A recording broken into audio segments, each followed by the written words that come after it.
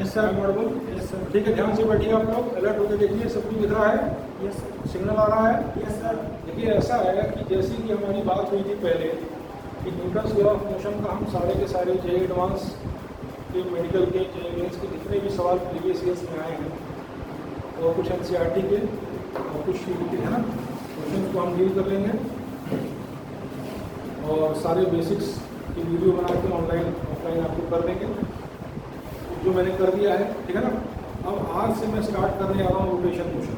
आज से मैं स्टार्ट करने आ रहा हूँ रोटेशन मोशन। तो आज पहले लेक्चर में मैं बड़े इत्मीनान से चलूँगा, मज़े से देखिए। मैं आपको पढ़ाने जा रहा हूँ रोटेशन मोशन, या इसको आप रिजिड बॉडी डायनेमिक्स भी कहते हैं कुछ किताबों में, अच्छी किताबों में। Rigid body dynamics first, rigid body dynamics second, ठीक है ना। बात समझ आ रही है? क्लियर है? ये दो चीज़ बताऊँगा। इसी के साथ मैं आपको बताऊँगा, खूब आराम समझिए, सुनिए। आज मैं धीरे धीरे स्टार्ट कर रहा हूँ क्योंकि टफ चैप्टर है, एकाएक मैं तेज करूँगा, मान ली 19-20 हुआ तो आपको दिक्कत होगी। लेकिन आप ये मान के चलिए, मेरी पूरी कोशिश रहेगी कि सैटरडे के पहले मैं इस टॉपिक को बेसिक लेवल पर फाइनल करूँ, ठीक है ना। उसके बाद लोग मंडे से इसके क्वेश्चन लगाएंगे, कॉम्पिटिशन, ठीक है ना। ठीक।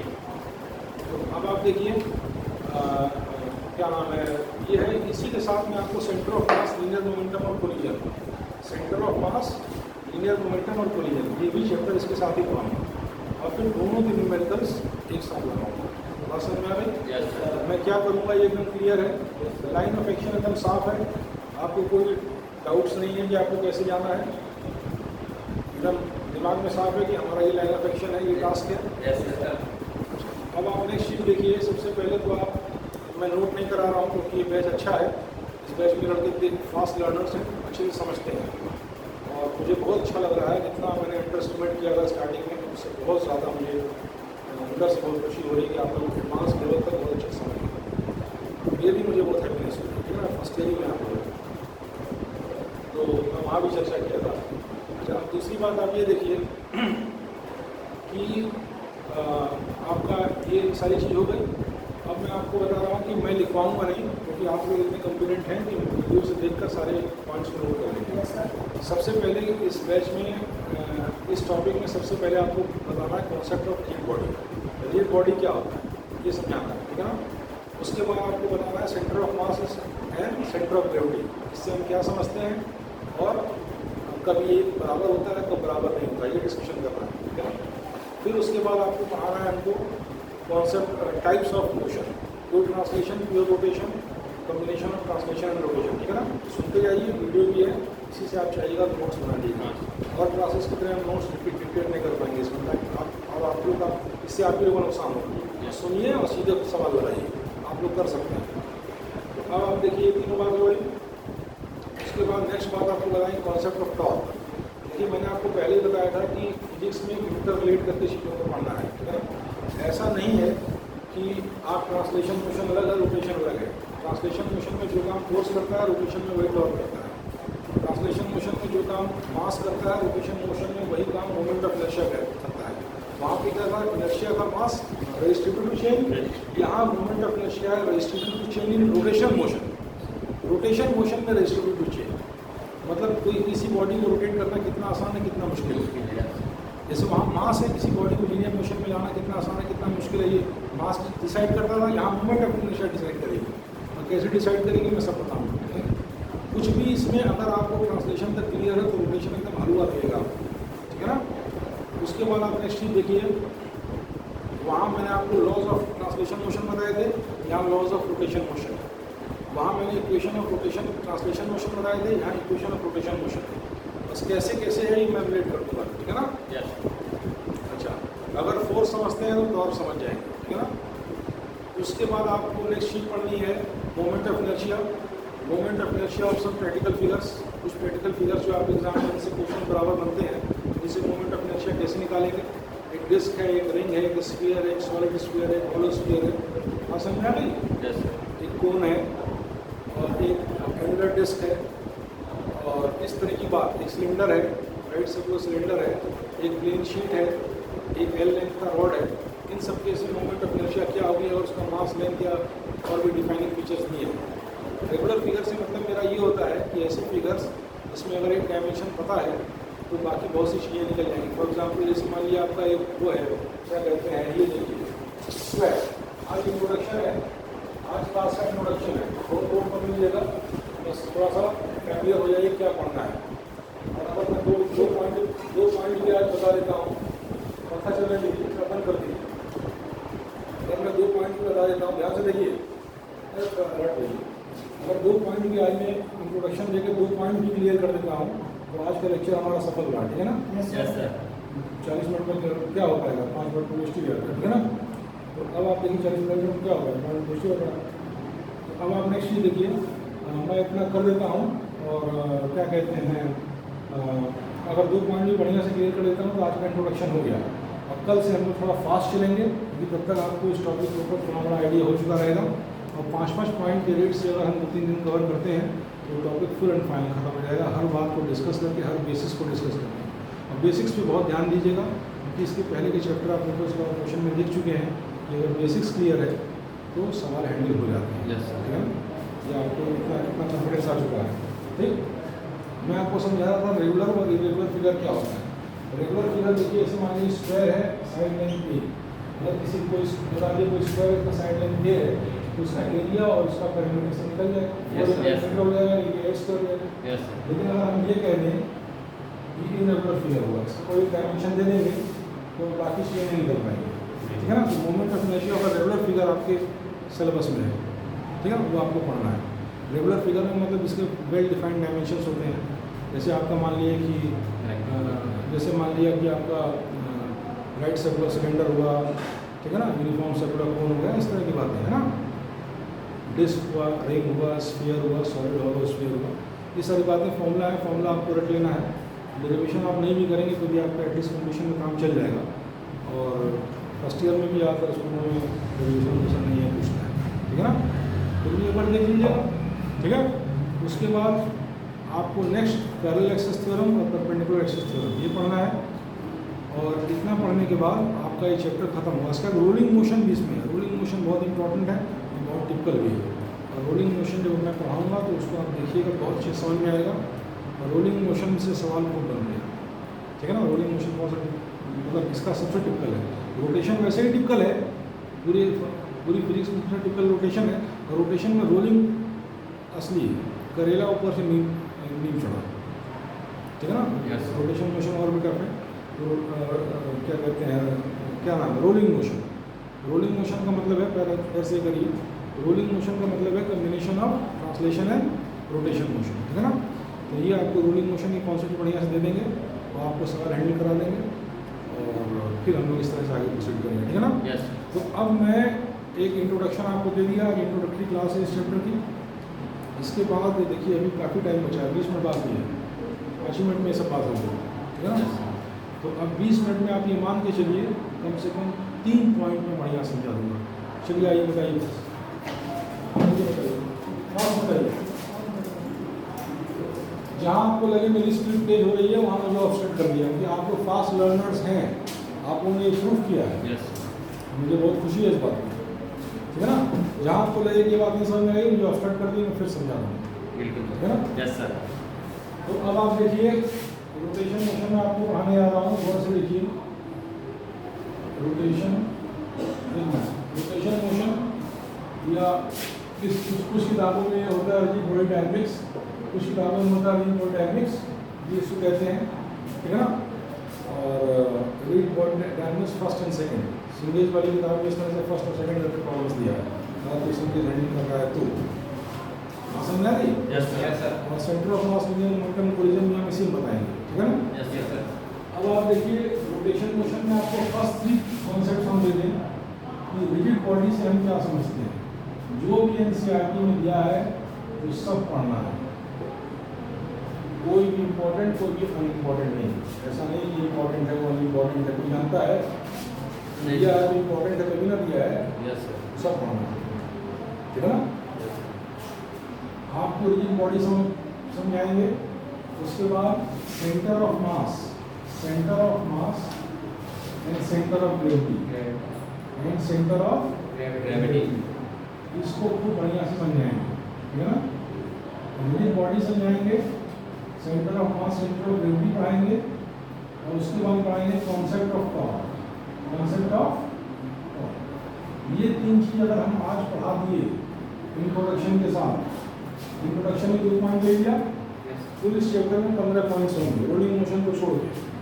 रोलिंग मोशन को अगर छोड़ दिया जाए, एक पॉइंट और आपका बनेगा ट्रांसलेशन रोटेशन का, कि एनालॉजी बिटवीन ट्रांसलेशन मोशन और रोटेशन मोशन। भूल गया था, तो लाइन से चलेगा तो करते जाएंगे, है ना। अब आप गौर से देखिए इधर कि कुल आपकी 15 पॉइंट होंगे इस चैप्टर में। अगर आप हम उसको निकाल लें, रोलिंग मोशन को हटा लें, 15 पॉइंट रोलिंग मोशन में एक्स्ट्रा लगेगा, तो 15 पॉइंट जब 5 जगह डील करते हैं तो 3 दिन में हो जाएगा। रोलिंग मोशन को बढ़िया से करने में 1 दिन तो लगेगा ही लगेगा, 1.5 दिन भी लग सकता है, 2 दिन भी लग सकता है ना। तो ये हमारा स्ट्रेटजी क्लियर हो गई। स्ट्रेटजी क्लियर बोलिए। अब नेक्स्ट चीज देखिए, मैं आपको ये 3 पॉइंट समझा रहा हूँ, इस 3 पॉइंट को खूब बढ़िया समझिए। ये 3 पॉइंट आप लोग खूब इत्मीनान से और खूब बढ़िया से समझिए, कोई जल्दी नहीं है, हम लोग ऑलरेडी तेज हैं। अभी हमारी कितनी क्लास हुई है, 1 महीना भी तो नहीं हुआ, उसमें कितने गैप्स हुए, कितनी छुट्टियाँ रही, और हम लोग एकदम ठीक जा रहे हैं। तो पहला चैप्टर था, अब आपकी इनर्शिया ब्रेक हो गई है और अब आप मोशन में आ गए, पहले रेस्ट में थे, अब मोशन में आ गए। बस हमको अपने मोशन को बनाए रखना है, बस फ्रिक्शन फोर्स जो है उसके बराबर फोर्स लगाते रहना। जो फ्रिक्शन फोर्स है उसके बराबर फोर्स है। फ्रिक्शन फोर्स क्या होगा, कोई डिस्टर्बेंस आ गया, कोई फैमिली प्रॉब्लम्स आ गई, किसी ने आपको परेशान कर दिया, ठीक है ना। परेशान कोई किसी को करता नहीं है। Nothing annoys you more than your own thoughts. आपके अपने थॉट्स आपको सबसे ज़्यादा परेशान करते हैं, ये सबके साथ लागू होता है, करीब करीब सबके साथ। तो आपको इन सब चीज़ों से बचना है। जो फ्रिक्शन है आपका रास्ता रोकेगा, और बाकी आप मोशन में आ चुके हैं, अब एक्सटर्नल फोर्स की ज़रूरत नहीं है, ठीक है ना। आपका इनर्शिया मैं ब्रेक कर चुका हूँ फर्स्ट चैप्टर से, ठीक है ना। अब फास्ट जाएंगे आप, ठीक है। अच्छा, अब नेक्स्ट चीज़ आप देखिए, तो अच्छे से समझिए। सबसे पहली बात है, रिजिड बॉडी से हम क्या समझते हैं। रोटेशन मोशन में जब भी हम बॉडी की बात कहेंगे उसका मतलब होगा रिजिड बॉडी। रोटेशन मोशन में जब भी हम बॉडी की बात करेंगे तो ऑब्वियस सी बात होगी रिजिड बॉडी ही कह रहा है। तो दिया नहीं होगा, लेकिन उसका मतलब होगा, इसको सही करिए, उसका मतलब होगा रिजिड बॉडी, ठीक है। हटा दीजिए उसका मतलब होगा रिजिड बॉडी, ठीक है ना। रोटेशन मोशन में जब भी बॉडी की बात होगी तो उसका मतलब होगा रिजिड बॉडी, ठीक है ना। सबसे पहली बात ये है कि रिजिड बॉडी होता क्या है, रिजिड बॉडी से हम समझते क्या है। खूब गौर से देखिए, कोई भी बॉडी जो बात मैं कह रहा हूँ उसको एक बार सुनिए और वीडियो में दोबारा करके देख लीजिएगा, जिससे दोबारा बार ना देखना पड़े। अरे यार 15 ही तो पॉइंट है, हर चैप्टर में एवरेज 15 पॉइंट है ना। एक दिन भी कायदे से बैठ जाओगे तो मेरे तीनों वीडियो 1.5 घंटे के बनेंगे, तीनों 1.5-2 घंटे के।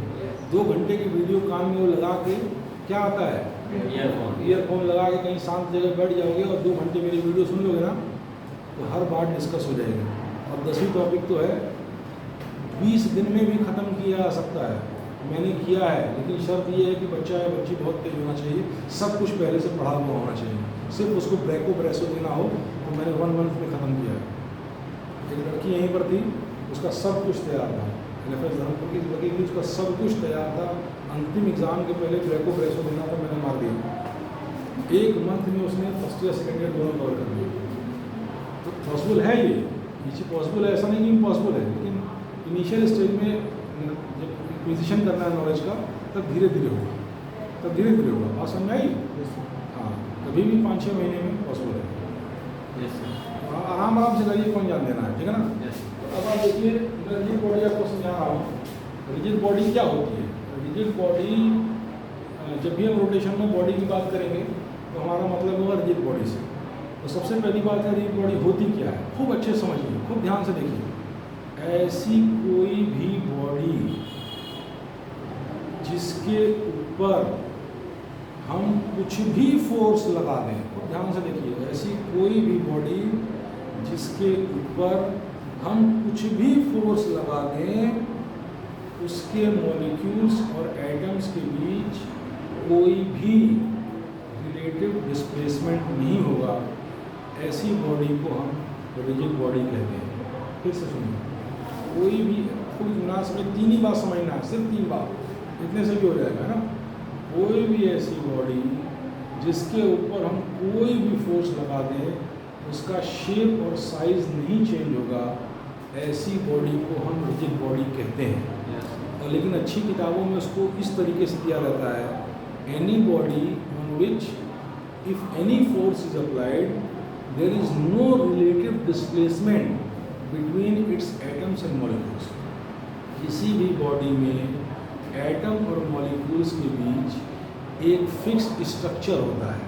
इस तरह से स्ट्रक्चरल पैटर्न से एटम मॉलिक्यूल किसी भी बॉडी में होते हैं। अगर उसका शेप चेंज नहीं होता है तो वो स्ट्रक्चर वैसे ही रहता है। बात समझें? तो या उसको चाहे ऐसे कहिए, एनी बॉडी, इससे नोट्स बना लीजिएगा, धीरे धीरे बोल रहे हैं, धीरे धीरे नोट्स बना लीजिए। Any body on which if any force is applied there is no relative displacement between its atoms or molecules, or there is no deformation in its shape or size is called as a rigid body। तो जुड़ा है इसमें? एकदम clear है? यही बड़ी समझ। अब सुनिए, कोई भी बॉडी इस दुनिया में 100% रिजिड नहीं होती है, ठीक है ना? ये एक आइडियल कॉन्सेप्ट है, ये एक आइडियल कंस्ट्रक्ट है कि रिजिड बॉडी ऐसी होगी। लेकिन जब भी हम रोटेशन में बॉडी कहेंगे तो हमारा ऑब्वियस मतलब होगा रिजिड बॉडी से, ठीक है ना? उसका शेप और साइज नहीं चेंज करेगा। बात समझ में आई? कोई भी बॉडी इस दुनिया में परफेक्टली रिजिड नहीं है। जैसे मान लीजिए ये है यहाँ पर, तो गौर से देखिए, इसको फोर्स लगाए, आप कहेंगे शेप साइज तो नहीं चेंज हुआ, ये तो रिजिड नहीं है, ये तो रिजिड है, आप कहेंगे ना। लेकिन अभी बड़का बेलचा लाइए और बेलचा से इसे लेकर दबा दीजिए, उखड़ जाएगा, शेप साइज सब चेंज हो जाएगा। मतलब इस फोर्स के लिए भले नहीं चेंज हुआ, लेकिन तगड़ा फोर्स लगाएंगे चेंज हो जाएगा ना। हाँ, तो चेंज हो जाएगा। तो कोई भी बॉडी परफेक्टली रिजिड नहीं होती है, ठीक है ना? कोई भी बॉडी ऐसी नहीं है इसमें हम कोई भी फोर्स लगाएं तो उसका शेप और साइज शेप को चेंज हो ही जाता है। ज़्यादा फोर्स लगाएंगे शेप और साइज चेंज होगा, बस नहीं, लेकिन ठीक है ना? ये एक आइडियल कॉन्सेप्ट है, ठीक? घबराइएगा मत, छोटी छोटी बात को मैं खूब एलोबरेट कर रहा हूँ। उससे फ़ायदा ये हुआ कि एक बार का एलोबरेशन 100 सुनार की, एक लोहार की। टिप मारते रहिए और कस के मार दीजिए, टिप मारते रहिए, कस के मार। एक बार एलोबरेट आप कर लेंगे तो अभी तक देखिए जितनी भी क्लास हुई, किसी भी क्लास में ये नहीं सोच के आया कि मुझे क्या बोलना है, बोलता चला नहीं, कभी मैंने खूब गहराई से सोचा है। तो वही कर लीजिए, एक बार गहराई से सोच लीजिए और उसके बाद बार बार आपको नहीं करना पड़ेगा, फिर सवाल लगाइए, ठीक है ना? अच्छा, अब आप देखिए, रिजिड बॉडी हो गई, आपको समझ में आ गया 100%? कोई भी बॉडी परफेक्टली, पहली बात तो ऐसी कोई भी बॉडी इसके ऊपर कोई भी शेप और कोई भी किसी भी अमाउंट का फोर्स लगा, शेप और साइज नहीं हुआ, रिजिड बॉडी है। दूसरी बात, कोई भी बॉडी दुनिया में परफेक्टली रिजिड नहीं होती है, ठीक है ना? तीसरी बात, रोटेशन मैकेनिज्म, जब भी हम बॉडी की बात करेंगे, रिजिड बॉडी की बात करेंगे, ये तीनों बात एकदम क्लियर है। अब अगली बात देखिए, centre of mass, centre of gravity. हमको लग रहा है टाइम कम है, तो अगर इतनी बात भी अगर खत्म हो जाएगी तो भी हमारा किस्सा बन गया। Centre of mass, centre of gravity, अगर इतनी बात भी खत्म हो जाएगी तो हमारा किस्सा आज का बन गया, ठीक है ना? फिर कल बाकी कल हो जाएगा। देखिए, सेंटर ऑफ मास क्या होता है, पहले समझिए। Centre of mass is a hypothetical point. ये काल्पनिक पॉइंट है, ये रियल पॉइंट नहीं है। Center of a mass is a hypothetical point, imaginary point at which the whole mass of the body is assumed to be concentrated। किसी भी body के अंदर वो पॉइंट जहाँ पे उसका समस्त द्रव्यमान केंद्रित हम मानते हैं, उस इमेजिनरी हाइपोथेटिकल काल्पनिक बिंदु को सेंटर ऑफ मास कहते हैं। Centre of mass is that imaginary point at which whole mass of the body is assume to be concentrated. Actual में कंसंट्रेट नहीं होता है, एज्यूम करते हैं कि वहाँ कंसंट्रेट हो। अब आप लोग एक सवाल तुरंत ही कह देंगे, आपके मन में उठ रहा होगा, क्यों भाई करते हैं, क्यों एज्यूम करते हैं, इससे क्या फ़ायदा, क्या इसकी ज़रूरत है? वो मैं आपको समझा दे रहा हूँ। अब तक आपने जो भी मैकेनिक्स पढ़ी है इस चैप्टर के पहले, ठीक है ना? ये लास्ट पॉइंट भी हो तो कोई बात नहीं, हमारा काम हो चुका है। अब तक आपने जो भी मैकेनिक्स पढ़ी है इस चैप्टर के पहले, वो पार्टिकल डायनेमिक्स पढ़ी है। क्या पढ़ी है? Particle dynamics. आपको समझाया गया एक पार्टिकल पर कोई फोर्स लगता है और अगर उस F फोर्स लगता है किसी पार्टिकल पे और उसका मास अगर m है तो उसके ऊपर नेट एक्सेलरेशन होगा F/m। ये पढ़ा है आपने। तो पार्टिकल डायनेमिक्स आपने पढ़ा है, पार्टिकल पे अगर F फोर्स लगता है, उसका मास m है, तो उसका एक्सेलरेशन F/m, ये पढ़ा है। लेकिन नॉर्मल लाइफ में क्या आपको पार्टिकल मिलती है? क्वेश्चन ये, आप रिजिड बॉडी पढ़ने आ रहे हैं, रोटेशन पढ़ने आ रहे हैं, तो पार्टिकल की बात ही खत्म। नॉर्मल लाइफ में आपको सिस्टम ऑफ पार्टिकल्स मिलती है। ये डस्टर है, सिस्टम ऑफ पार्टिकल है, इसमें कई पार्टिकल को मिला के डस्टर बना है, ठीक है ना। ये है आपका सिस्टम ऑफ पार्टिकल्स है, कई पार्टिकल्स को मिला के ये बना है, कोई एक पार्टिकल नहीं है। अब इसके ऊपर अगर हम कोई फोर्स लगाएं तो इसका एक्सेलरेशन की स्टडी हम कैसे करेंगे, ये हमारे लिए एक बहुत बड़ा चैलेंज था, ये हमारे लिए प्रॉब्लम था। या तो हम ये करें कि इसके ऊपर लगने वाले सब फोर्सेस को ध्यान में रख लें और हर पार्टिकल का एक्सेलरेशन निकाल लें, फिर सबका वेक्टर सम निकालें, जो कि बहुत टीडियस और बहुत मुश्किल प्रोसेस होगा। और जीवन में हमारा उद्देश्य क्या है? चीज़ों को कठिन बनाना कि आसान बनाना? आसान बनाना, क्योंकि कठिनाइयाँ वैसे ही बहुत ज़्यादा है, ठीक है ना। आप स्कूल गए, मम्मी ने टिफ़िन बना के दिया, आप गए चुपचाप टिफ़िन कर लिए, क्लास कर लिए, क्लास से यहाँ आ गए, पापा ने आपको यहाँ तक छोड़ दिया। अब आप कहिए नहीं, हम सब काम हम ही करेंगे, सुबह उठेंगे, टिफ़िन हम ही बनाएंगे, हम ही कपड़ा धोएंगे, हम ही, तो फिर आप पढ़ कैसे पाएंगे? पढ़ाई IIT की तैयारी करना अपने आप में एक चैलेंज है, बाकी सपोर्ट सिस्टम आपको सपोर्ट कर रहा है ना, कर रहा है कि नहीं कर रहा है? तो अब मेरे कहने का मतलब ये है कि या तो हम ऐसे करें और या तो हम कोई और उपाय सोचें। कोई और उपाय इतना एक्यूरेट नहीं होगा जितना ये उपाय है, मूल उपाय है, लेकिन फिर भी मान लीजिए एक्यूरेसी में 0.01% कमी हो, लेकिन हमारा काम उससे चल जा रहा है, तो वो है कॉन्सेप्ट ऑफ सेंटर ऑफ मास। हम क्या करते हैं कि इस बॉडी का समस्त द्रव्यमान किसी एक बिंदु पर कंसंट्रेटेड हम एज्यूम कर लेते हैं, ठीक है ना। yes, और इस मान अगर ये m मास की बॉडी है, मान लीजिए 20 किलो की बॉडी है, सर आएंगे तो 2 मिनट रोक दीजिएगा, फिर हम छोड़ देंगे। अगर मान लीजिए 20 किलो की बॉडी है और पूरी इसके पूरा मास डिस्ट्रीब्यूटेड है, कई पार्टिकल्स को मिला के बॉडी बनी है, तो 20 kg को एक पार्टिकल पे एज्यूम मान लेंगे और इस पे लगने वाले सारे फोर्सेस को उसी पार्टिकल पे लगा देंगे और उस पार्टिकल का जो एक्सेलरेशन होगा वही इस मास का एक्सेलरेशन हम मान लेंगे। ये सेंटर ऑफ मास है, ये हाइपोथेटिकल कॉन्सेप्ट है, ये एक मैथमेटिकल टूल है, ये ईज फॉर कैलकुलेशन के लिए, चीज़ों को सहजता से समझने के लिए ये बनाया गया है। बात समझना? सेंटर ऑफ मास ये एक बार गहराई समझिए, बार बार नहीं समझना पड़ेगा, ठीक है ना। और मैं जो बातें बोल रहा हूँ कई किताबों का निचोड़, ठीक है ना, उसको पढ़ना तो उतना ही सुनिए, मेरी बात सुनने के अलावा आप कुछ किताब मत पढ़िए। NCERT चाहिए तो पलट लीजिए और सवाल लगाइए, सवाल आपके लगेंगे और कुछ कॉन्सेप्ट तो सवाल से ही बनते हैं, वो डिस्कस कर लिया जाएगा, ठीक है ना। अच्छा, अब आप देखिए, मैं आपको एक बात बता रहा हूँ, सुनिए गौर से। Centre of mass is that hypothetical point, मैं डेफिनेशन दे रहा हूँ, at which whole mass of the body is assumed to be concentrated. It is not a real point, it is a mathematical tool, it is for ease of understanding the things and ease of calculation. इसकी ज़रूरत इसलिए पड़ी क्योंकि इसके पहले हमने जो भी डायनेमिक्स पढ़ी थी वो रिजिड बॉडी डायनेमिक्स नहीं थी, वो पार्टिकल डायनेमिक्स थी। और नॉर्मल लाइफ में हमको पार्टिकल्स नहीं मिलती हैं, सिस्टम ऑफ पार्टिकल्स मिलता है। उस सिस्टम ऑफ पार्टिकल्स का क्या एक्सेलरेशन होगा, अगर उसको डिफरेंट पार्टिकल्स में डिफरेंट फोर्स लग रहे हैं, ये हमारे लिए एक बहुत बड़ा चैलेंज था।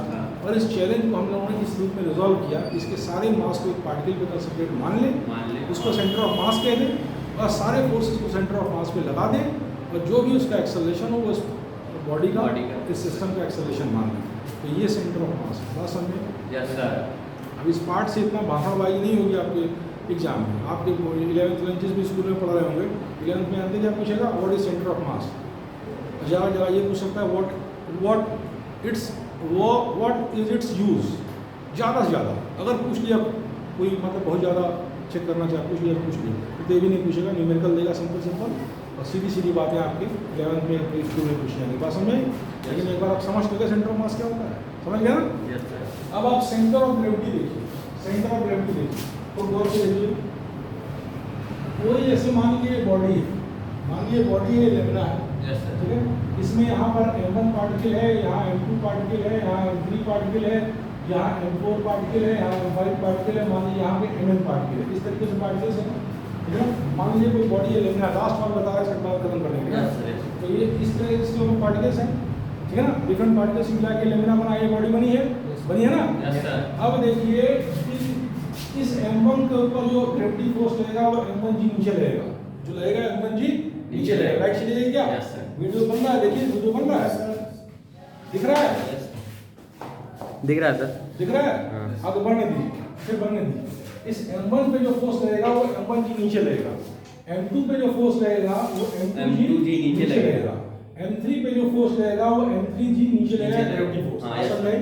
इस तरह से सारे फोर्सेस लग रहे हैं। इन्वर्टर में कोई दिक्कत है क्या? चलिए, इस तरीके से सारे के सारे फोर्सेस लग रहे हैं, बात समझ में आई? Yes sir. इन सब फोर्सेस का रिजल्टेंट जिस पॉइंट से लगेगा, इन सब फोर्सेस का रिजल्टेंट जिस पॉइंट से लगेगा उसी पॉइंट को centre of gravity. Centre of gravity एक रियल पॉइंट होता है, ये इमेजिनरी पॉइंट नहीं होता है। सेंटर ऑफ मास एक मैथमेटिकल टूल है, एक इमेजिनरी पॉइंट है, लेकिन सेंटर ऑफ ग्रेविटी एक रियल पॉइंट है, ये बॉडी में होता है। Centre of gravity of a body is that point at which whole mass of the body is assumed to be considered. ठीक है ना। थोड़ा और डिटेल में मैं कल बताऊंगा, क्योंकि लाइट भी नहीं है और टाइम भी हो गया, बंद कर दीजिए।